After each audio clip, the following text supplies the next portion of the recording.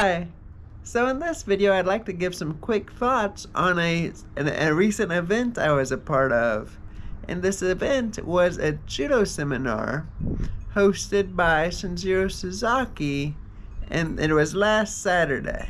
Now for those who don't know, Shinjiro Sasaki is a 5th Dan black belt in Judo.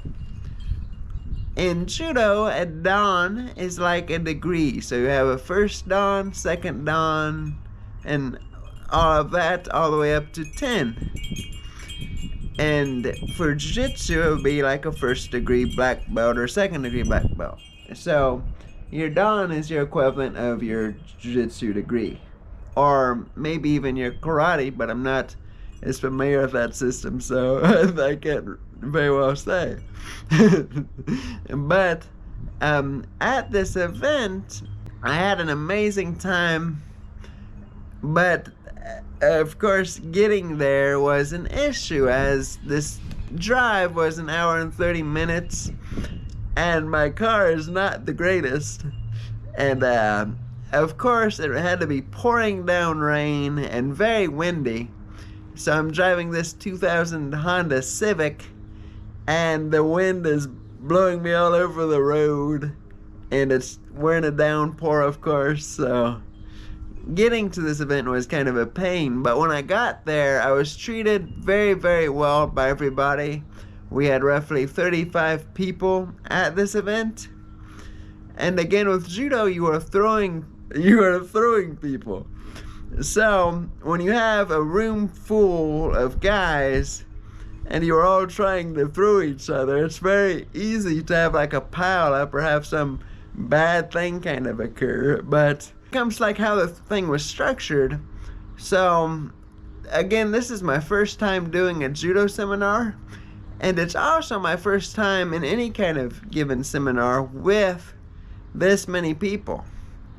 So in Judo, you have a formal lineup procedure, and we all kind of had to just find a place. It was distinguished by rank, so you had black belt, brown, and so on, all the way down. But with this event, you actually had more of your experienced practitioners than you did your white, yellow, orange members. So the room was chock full of black belts and brown belts, which I kind of found fascinating. After our lineup and our introduction with the instructor, we started with some movement-based drills. So Shinjiro Sasaki would show us his stance and why he stood the way he did, and just his thoughts behind how he stands. And this was great for everybody, but especially for beginners who don't have a stance that they've set like their whole life on at this point, they don't have a stance that they've been using for years and years. And with this stance work, it kind of set a foundation for them as something to practice. And before that, actually, I kind of got ahead of myself. We did a stretching routine. And the stretching routine was interesting because it involved, we'd get in all of these positions, but it involved a lot of bouncing. And it would be bouncing in, we'd be bouncing and saying the numbers, and of course, we were saying the numbers in Japanese, so it would go all the way up to 10 using Japanese numbers. The Japanese numeric system, knowing that, is also good practice because that comes into your formal testing as well. So we would get into these positions and do our count. But when it came to the actual technique portion of the seminar, the bouncing type stretches were great because it would keep whatever heart rate you acquired during your warm-up, it would keep that going. The thing with a static stretch is that it gives you time to relax. Last, of course, we had our technique portion. And these techniques, we started with a very dynamic throwing move. But when you have this huge room, you can't really do it practically. You can get to all of the positions leading up to the throw, but then if you're actually completing it, you're all just going to fall on top of each other.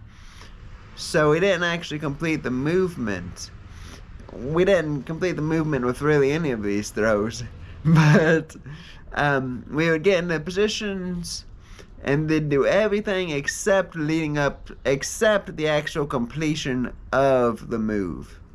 So it was just an issue of space. It was cool to see all of these different scenarios given for a move, because it would be like the person doing the move isn't necessarily the first person doing the movement. So it would be the move might occur in response to something your partner does. And how this technique portion ultimately ended was with a series of grip breaking drills. And these grip breaks would give you various ending positions. So for one, when I do a particular grip break, I end with getting the back. And for a different one, I'm ending in a neutral posture. But the thing with grip breaking and why it's so critical in Judo is that, well, there's numerous reasons, but one is that you have in Judo a formal test in order to get your next belt. And when you're doing grip breaks, so this will be one of the things you need to study, and you'll need to know, say, 5 grip breaks, for instance. So having as many of these grip breaks is very helpful. And also, in Judo, if you can dominate the grip, then you can be the person who ends up throwing. It's good for a practical reason to know a bunch of grip breaks, and both your formal testing reason. It's good for both reasons. But these have been my thoughts on what was an awesome event, and I would encourage you to, if you ever have the chance to do a Shinjiro Sasaki seminar, if he's ever in your area, then you should very much so consider it, because just a phenomenal teacher, and it was awesome sharing the match with him. But anyways, you could also find him on YouTube, which was my first exposure with him. You can find quite a bit of his techniques through just a simple search. But thank you so much for watching, and I hope you take care, and we'll see you later.